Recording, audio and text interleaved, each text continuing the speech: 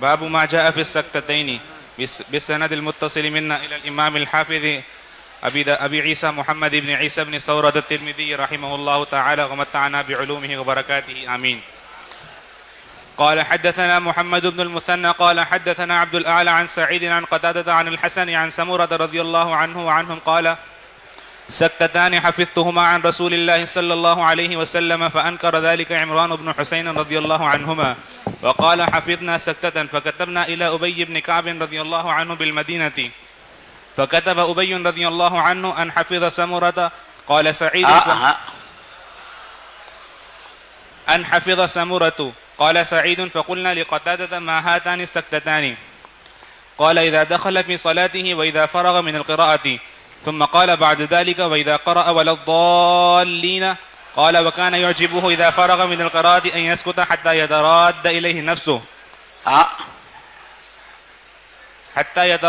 إليه نفسه قال وفي الباب عن أبي هريرة رضي الله عنه قال أبو عيسى حديث سمرة حديث حسن وهو قول غير واحد من أهل العلم يستحبون للإمام أن يسكت بعدما يفتتح الصلاة وبعد الفراغ من القراءة وبه يقول أحمد وإسحاق وأصحابنا.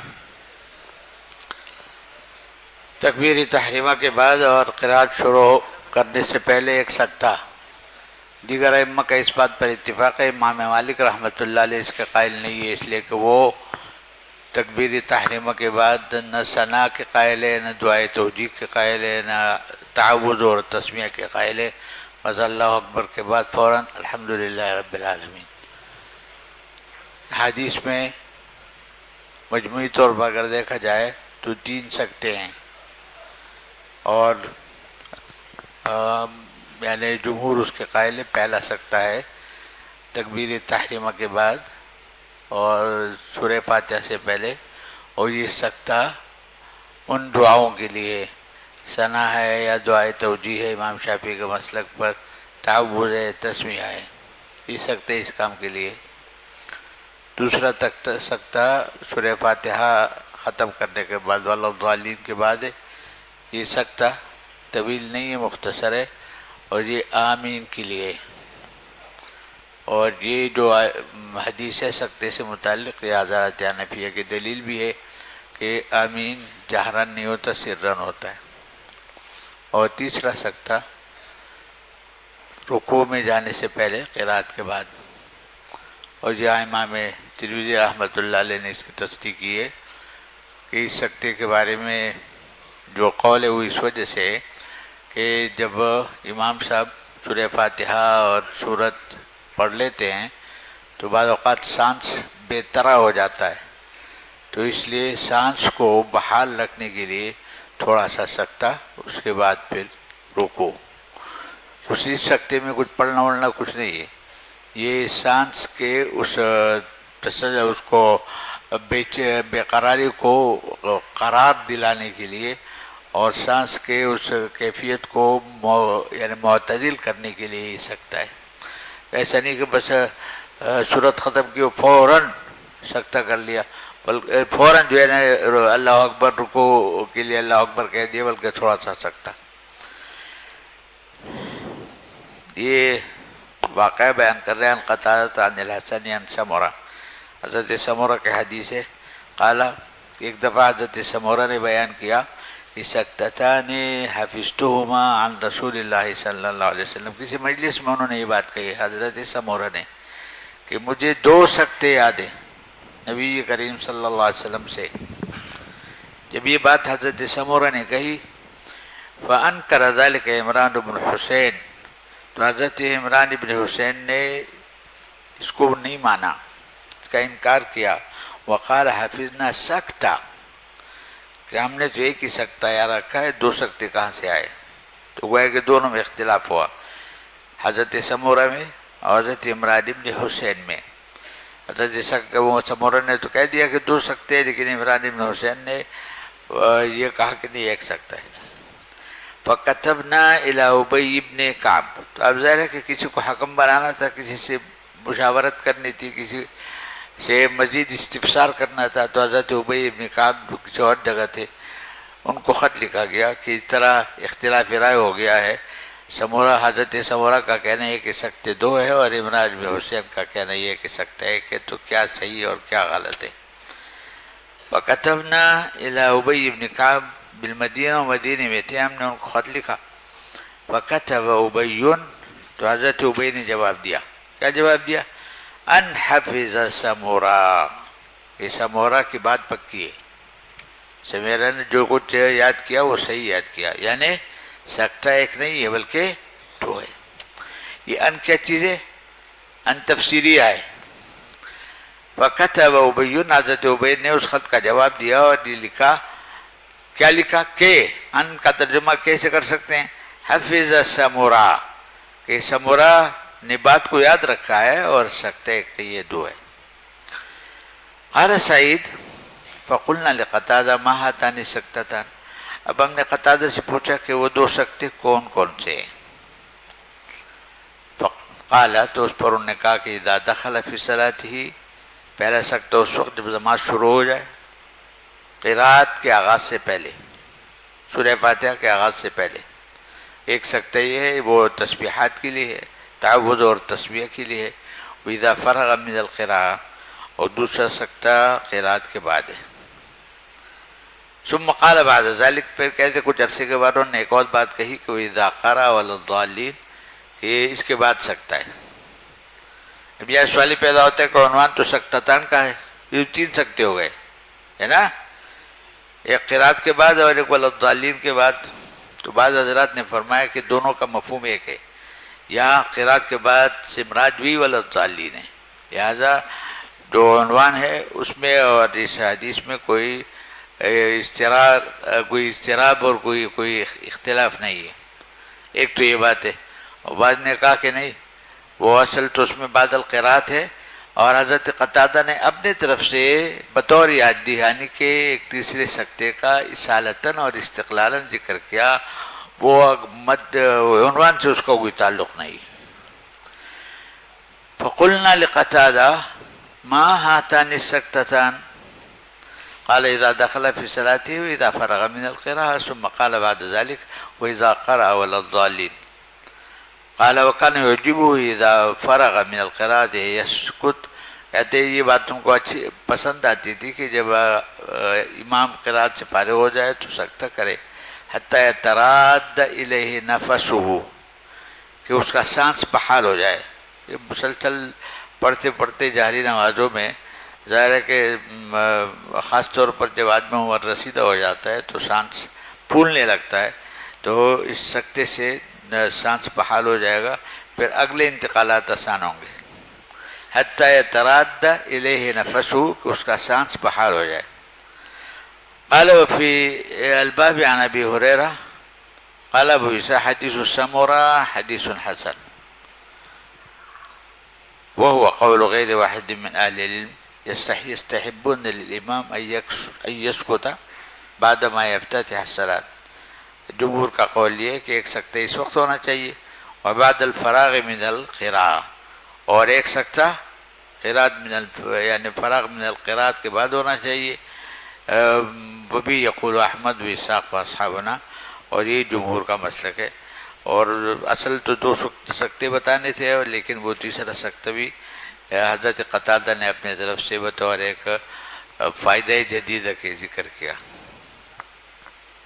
جی باب ما جاء في وضع اليمين على الشمال في الصلاة.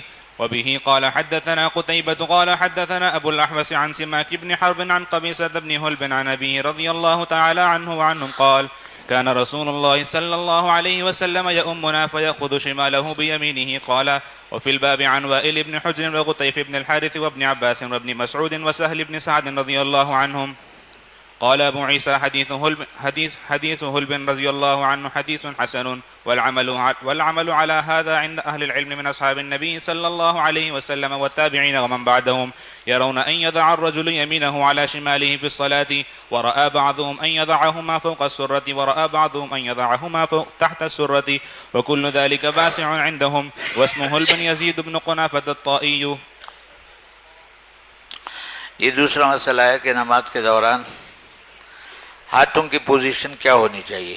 امام مالک رحمۃ اللہ علیہ کی طرح یہ بات منسوب ہے کہ ان کا مسلک جو ہے نا وہ وضع الیمین علی الشمال کا نہیں ہے، ارسال کا ہے، ارسال یعنی رفضی لوگ بھی جب نماز پڑھتے ہیں نا تو ارسال کے ساتھ پڑھتے ہیں، تو ان کا مسلک ارسال کا ہے۔ اور بعد نے بتایا کہ فرضوں میں ارسال کا ہے اور نوافل میں بس اس کا ہے، وضع الیمین علی الیسار کا ہے۔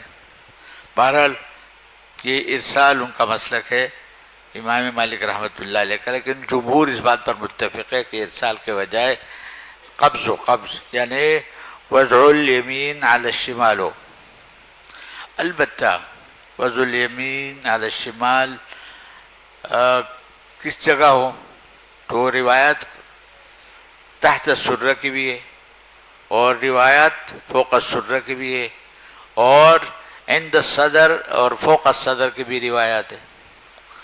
حضرات حنفیہ نے تحت السرہ کی روایت کو ترجیح دی ہے، حضرت وائل ابن حجر کی روایت ہے تحت السرہ، اور امام شافعی رحمۃ اللہ علیہ کا قول فوق السرہ بھی ہے اور تحت الصدر یا عند الصدر یا فوق الصدر بھی ہے، لیکن جن روایت سے امام شافعی رحمۃ اللہ علیہ کا استدلال ہے فوق الصدر یا عند الصدر سے متعلق، وہ مصنف ابن ابی شیبہ کی روایت ہے اور بیہقی کی روایت ہے، تو محققین نے ان روایت کی تحقیق کی ہے تو وہ اتنی مستند نہیں ہے، اور دیکھو اسی وجہ سے امام ترمذی رحمۃ اللہ علیہ نے بھی ان روایت سے کوئی تعرض نہیں کیا۔ یہ سرہ سے متعلق جو روایت ہے فوق السرہ تحت السرہ، یہ نسبتاً زیادہ قابل اعتماد ہے، اس وجہ سے احناف نے تحت السرہ کی روایت کو اختیار کیا ہے، اور امام شافعی رحمۃ اللہ علیہ کا مشہور قول فوق السرہ کا ہے۔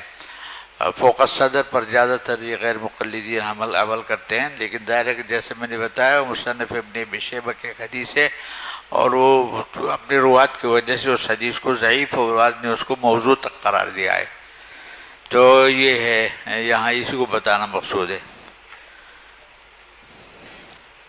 عن قبیصۃ بن حلب عن ابیہ قال کان رسول اللہ صلی اللہ علیہ وسلم یؤمنا، آپ امامت فرماتے فیاخذ شمالہ بیمینہ، اور شمال کو یمین سے پکڑتے تھے، مطلب یہ کہ بایاں ہاتھ نیچے ہوتا تھا اور دایاں ہاتھ اوپر ہوتا تھا، اور یہ خنصر اور ابہام دونوں کا حلقہ ہوتا تھا، یہ گٹا جو ہے نا یہ کلائی، اور کلائی کے اوپر دو انگلیاں ہوتی، یہ طریقہ ہے وضع کا۔ فرمایا کہ فیاخذ شمالہ بیمینہ، قال وفی الباب عن وائل بن حجر وغطیف بن الحارث وابن عباس وابن مسعود وسهل بن سعد رضی اللہ تعالی عنہ، قال ابو عیسیٰ حدیث حلب حدیث حسن والعمل على هذا عند اہل العلم من اصحاب النبی صلی اللہ علیہ وسلم والتابعین من بعدہ، سب کا اس پر عمل ہے۔ جمہور کا مسلک ہے کہ ارسال نہیں ہوگا بلکہ وضع الیمین علی الشمال ہوگا۔ البتہ وضع الیمین علی الشمال کی صورت میں موضع وضع کہاں ہاتھ رکھے جائے باندھے جائیں گے اس میں آگے بتاتے ہیں۔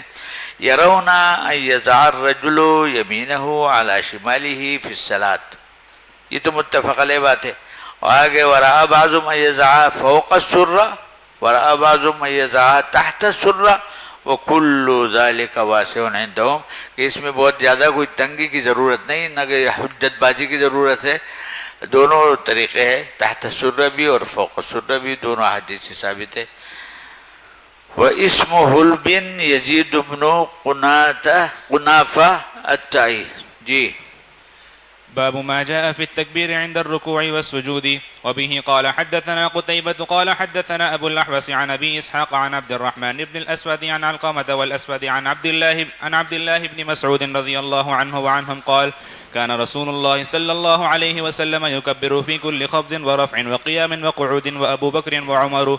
وفي الباب عن أبي هريرة وأنس وابن عمر وأبي مالك الأشعري وأبي موسى وعمران بن حسين ووائل بن حجر وابن عباس رضي الله عنهم. قال أبو عيسى حديث عبد الله بن مسعود رضي الله عنه حديث حسن صحيح والعمل عليه عند أصحاب النبي صلى الله عليه وسلم منهم أبو بكر وعمر وعثمان وعلي رضي الله عنهم وغيرهم ومن بعدهم من التابعين وعليه عامة الفقهاء والعلماء. وبه قال حدثنا عبد الله بن منير قال سمعت علي بن الحسن قال أخبرنا عبد الله بن المبارك عن ابن جريج عن الزهري عن أبي بكر بن عبد الرحمن عن أبي هريرة رضي الله عنه وعنهم أن النبي صلى الله عليه وسلم كان يكبر وهو يهوي. قال أبو عيسى هذا حديث حسن صحيح وهو قول أهل العلم من أصحاب النبي صلى الله عليه وسلم ومن بعدهم قالوا يكبر الرجل وهو يهوي للركوع والسجود.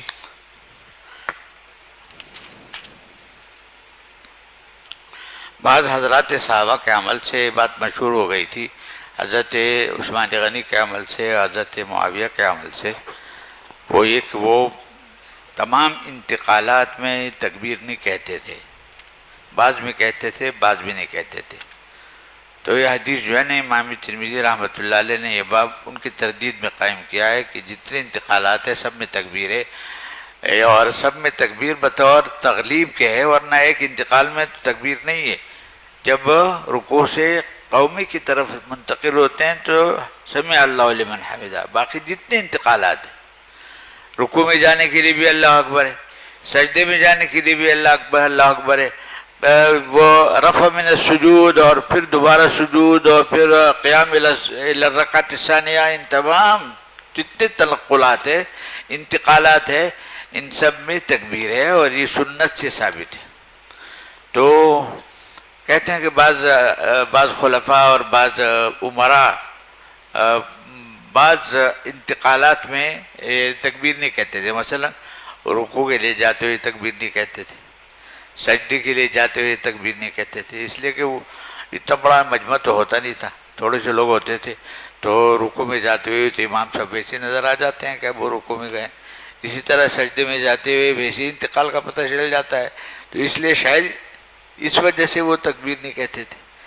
تو اس لیے کچھ لوگوں نے حضرت معاویہ نے بھی یہ کام چھوڑ دیا تھا تکبیر کہنے کا، لیکن بعد میں اسی زمانے میں اس پر اجماع ہو گیا اور یہ اختلاف ختم ہو گیا کہ ہر انتقال میں تکبیر ہوگی سوائے ایک انتقال کے، من الرکوع الا القوما، کہ وہاں تکبیر کی بجائے سمع اللہ لمن حمدہ ہے، باقی سب. لیکن یہ تکبیرات انتقال یہ واجب نہیں ہے، یہ مسنون ہے. تو یہاں اسی کا بیان ہے.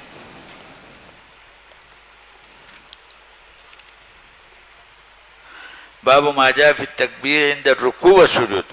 یہ خاص طور رکوع اور سجود کا حوالہ اس لیے دیا کہ جو حضرات انتقالات میں تکبیر کو انہوں نے چھوڑ دیا تھا وہ صرف دو جگہ، عند الرکوع اور عند السجود.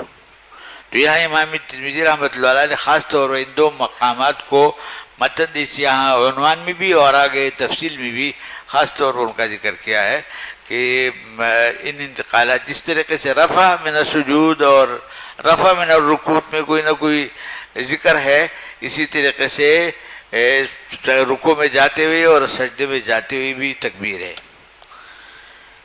حدثنا قتيبة قال حدثنا ابو الاحوص عن ابي اسحاق عن عبد الرحمن بن الاسود عن علقمة والاسود عن عبد الله بن مسعود رضي الله تعالى عنه قال كان رسول الله صلى الله عليه وسلم يكبر في كل خفض ورفع وقيام وقعود. اس کا کیا مطلب ہے کہ جتنے انتقالات ہیں سب میں تکبیرات ہوتی تھی. البتہ میں نے بتایا کہ یہ جو تعبیر ہے تغلیباً ہے، اس لیے کہ ایک جگہ تکبیر نہیں ہے، ایک جگہ تحمید ہے، سمع اللہ لمن حمد. یکبر فی کل خفض ورفع وقیام وقعود وابو بکر وعمر. یہی طریقہ حضرات شیخین کا بھی تھا. وفی الباب عن ابی ہریرہ وانس وابن عمر وابی مالک الاشعری وابی موسیٰ وعمران بن حسین ووائل بن حجر وابن عباس رضی اللہ تعالیٰ عنہم. یہ سب اس بات پر متفق ہے کہ فی کل خفض و رفع تکبیر ہوگی. قال ابو عیسیٰ حدیث عبداللہ بن مسعود حدیث حسن صحیح. یہ عنوان کے بعد ترجمۃ الباب کے بعد جو حدیث ہے حضرت عبداللہ بن مسعود کی حدیث ہے تو کہتے ہیں وہ صحیح ہے، اور وہ تمام انتقالات میں تکبیر کی اس میں تصریح ہے. والعمل علیہ عند اصحاب النبی صلی اللہ علیہ وسلم، چنانچہ اسی کے مطابق عمل لایا حضرات صحابہ کا بھی اور بعد کے لوگوں کا بھی. عند اصحاب النبی صلی اللہ علیہ وسلم منہم ابو بکر وعمر وعثمان وعلی وغیرہم رضی اللہ تعالیٰ عنہ ومن بعدہم، اور اس طرح حضرات صحابہ کے بعد جو طبقہ تھا حضرات تابعین کا، ان کا بھی اس طرح عمل رہا ہے.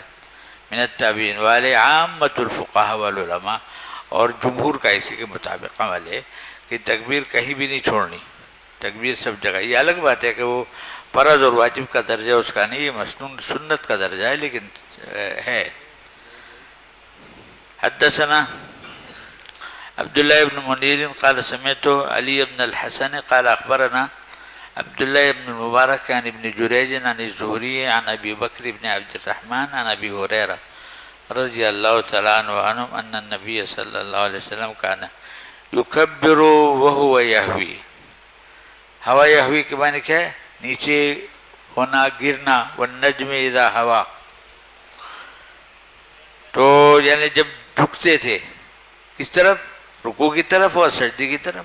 یہی دو مقامات تھے جن میں لوگوں نے تکبیر کہنا چھوڑ دیا تھا.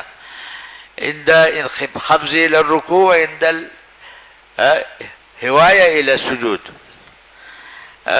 کان یکبر ویہوی.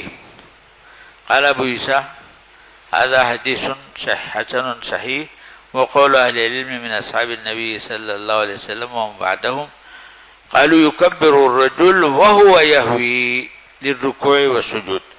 جب سجدے یا رکوع کی طرف جھک رہا ہو تو اس وقت بھی تکبیر کہنی ہے، یہ مسنون ہے، اس کو چھوڑنا نہیں ہے.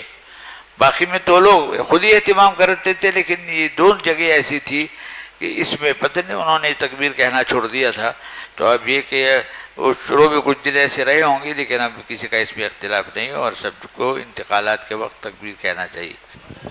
باب رفع اليدين عند الركوع. وبه قال حدثنا قتيبة وابن أبي عمر قال حدثنا سفيان بن عيينة عن الزهري عن سالم عن أبيه رضي الله عنه وعنهم قال رأيت رسول الله صلى الله عليه وسلم إذا افتتح الصلاة يرفع يديه حتى يحاذي منكبيه وإذا ركع فإذا رفع رأسه من الركوع. وزاد ابن أبي عمر في حديثه وكان لا يرفع بين السجدتين. قال أبو عيسى حدثنا الفضل بن الصباح البغدادي قال حدثنا سفيان بن عيينة قال حدثنا الزهري بهذا الإسناد نحو حديث ابن أبي عمر. قال وفي الباب عن عمر وعلي ووائل بن حجر ومالك بن الحويرث وأنس وأبي هريرة وأبي حميد وأبي أسيد وسهل بن سعد ومحمد بن مسلمة وأبي قتادة وأبي موسى الأشعري وجابر وعمير الليثي رضي الله عنهم. قال أبو عيسى جو رفع یدین کا مشہور مسئلہ ہے نا، وہ اس سے متعلق ہے یہ باب رفع یدین. تو دیکھو ایک جگہ ایسی ہے کہ اس میں رفع یدین متفق علیہ، اور وہ عند تکبیرۃ الافتتاح، اس میں کسی کا اختلاف نہیں. یہ نماز شروع کرتے ہیں تکبیری تحریمات تو رفع یدین کے ساتھ کرتے ہیں، اس میں کسی کا اختلاف نہیں. اسی طریقے سے ایک عدم رفع پر اتفاق ہے، بین السجدتین رفع نہیں ہے، بین السجدتین رفع نہیں ہے. اس پر بھی سب کا اتفاق ہے. البتہ بعض صورتیں مختلف ہی ہے. عند الرکوع، عند رفع الراس من الرکوع، عند القیام الى الرکعة الثانیہ، الى الرکعة الثانیہ، یہ مختلف ہی ہے. عند القیام من الرکعة الثانیہ بھی حضرات شوافی اور حنابلہ اس کے قائل نہیں ہیں. مسلم 3 جگہ رفع یدین کے قائل ہیں. عند تکبیرۃ الافتتاح جو متفق علیہ ہے، اور عند الرکوع جب رکوع میں جائے تو رفع یدین کرے. عند رفع الراس من الرکوع، عند حين يهوي الى السجود اس میں نہیں ہے، حين يرفع راسه من السجود اس میں نہیں ہے، حين يهوي للسجود الثانی اس میں رفع نہیں ہے. حين یعنی یقوم للرکعت الثانیہ اس میں رفع نہیں ہے. تو حضرات شوافع اور حنابلہ تکبیر تحریمی کے علاوہ 2 جگہ رفع یدین کے قائل ہیں، اور امام مالک اور امام ابو حنیفہ صرف 1 جگہ رفع یدین کے قائل ہیں عند تکبیرۃ الافتتاح.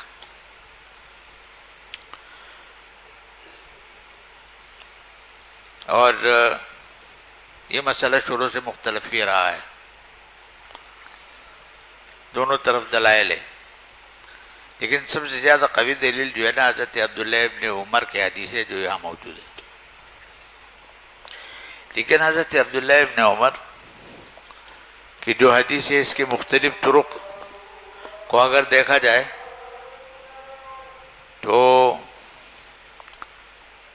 اس میں کئی جگہ متعدد مواقع پر رفع یدین کا ذکر ہے جس کو ان حضرات نے بھی نظر انداز کیا ہے. تو میں عرض کر رہا تھا کہ حضرت عبداللہ ابن عمر کی جو حدیث ہے یہاں تو 3 مواقع میں رفع یدین کا ذکر ہے، لیکن اس حدیث کی جو مختلف طرق ہے اور مختلف تعبیرات ہے ان کی روشنی میں 3 کے بجائے 4 جگہ بھی ہے، 5 جگہ بھی ہے، 6 جگہ بھی ہے، اور عند کل خفض و رفع بھی ہے. عند کل خفض و رفع یعنی 3 جگہ تو یہ ہوئی. اس طرح حين يرفع راسه من السجود، اسی طرح حين يرفع راسه الى الركعة الثانية، اور پھر ایک حدیث ایسی کہ یرفع یدین عند کل خفض و رفع، جو بھی انتقال ہے اس میں جہاں تکبیر ہے اس کے ساتھ رفع یدین. ان سب حضرات نے ان سب کو نظر انداز کر کے صرف ایک حدیث کو لیا ہے. تو سوال یہ ہے کہ اگر رفع یدین کوئی قابل تعریف کام ہے تو باقی جگہ کیوں نظر انداز ہو گیا؟ اگر باقی جگہ نظر انداز ہو سکتا ہے تو پھر ان 2 جگہوں میں بھی نظر انداز ہو سکتا ہے. دیگر احادیث ہمارے پاس ایسی ہے جس سے معلوم ہوتا ہے کہ رفع یدین صرف عند تکبیرۃ الافتتاح، تو اس لیے ہم نے اس کو اختیار کیا، اور باقی کو ہم نے اس بات پر حمل کیا کہ شروع میں دیکھو نماز کے اندر حرکت زیادہ تھی، سلام کلام تک کی اجازت تھی، اور نماز کا طریقہ قوموا للہ قانتین کے بعد حرکت سے سکون کی طرف منتقل ہوتا چلا گیا ہے. شروع میں یعنی آنے جانے کی بھی اجازت تھی، نماز کے دوران حرکت کی بھی اجازت تھی، نماز کے دوران سلام کلام کی بھی اجازت تھی. وہ آپ ذوالیدین کا قصہ آگے پڑھیں گے، اس حدیث میں بہت ساری چیزیں ہیں. لیکن رفتہ رفتہ یہ طریقہ حرکت سے سکون کی طرف منتقل ہوتا چلا گیا ہے. تو ہو سکتا ہے شروع میں رفع یدین عند کل خفض و رفع نہ ہو، پھر اس میں کوئی تخفیف ہوئی، سب جگہ کے بجائے 5 جگہ رہ گئی، پھر اس میں کوئی تخفیف ہوئی اور 5 کی جگہ 3 رہ گئی. تو ہمارا کہنا یہ ہے کہ 3 میں بھی تخفیف ہو گئی ہے، اور اب صرف 1 جگہ رفع یدین ہے عند تکبیرۃ الافتتاح. تو اس لیے امام مالک رحمۃ اللہ علیہ کا بھی مسلک ہے، اور آپ جانتے ہیں کہ عمل اہل مدینہ ان کے فقہ کا ماخذ ہے. اس کا مطلب ہے کہ اہل مدینہ کے لوگوں کا بھی اس پر اتفاق تھا ترک رفع پر، عند الرکوع عند رفع الراس من الرکوع. اس لیے احناف اس کے قائل ہے. لیکن اس کے باوجود یہ جو مسئلہ ہے رفع یدین کا، وہ کراہت و جواز کا نہیں ہے، بلکہ یہ افضل اور غیر افضل کا ہے. ان حضرات کے نزدیک عند الرکوع عند رفع الراس من الرکوع رفع یدین افضل ہے، کوئی فرض واجب کوئی نہیں مانتے اس کو. اور حضرات حنفیہ کے نزدیک سکون کا تقاضا ہے. جس طرح دیگر مواقع سے رفع یدین منسوخ ہو گیا ہے، اسی طرح سے عند الرکوع عند رفع الراس من الرکوع سے بھی رفع یدین منسوخ ہو گیا ہے. اب صرف 1 جگہ ہے جو متفق علیہ ہے، اس میں کسی کا اختلاف نہیں ہے.